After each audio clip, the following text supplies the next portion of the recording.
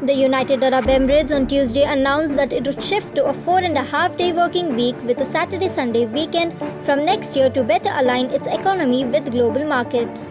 The UAE has in the past year taken measures to make its economy more attractive to foreign investment and talent at a time of growing economic rivalry with neighboring Saudi Arabia.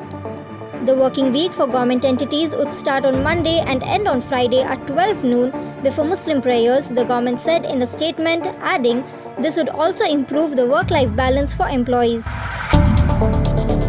The government said the move would ensure smooth financial, trade and economic transactions with countries that follow a Saturday-Sunday weekend, facilitating stronger international business links and opportunities for thousands of UAE-based and multinational companies.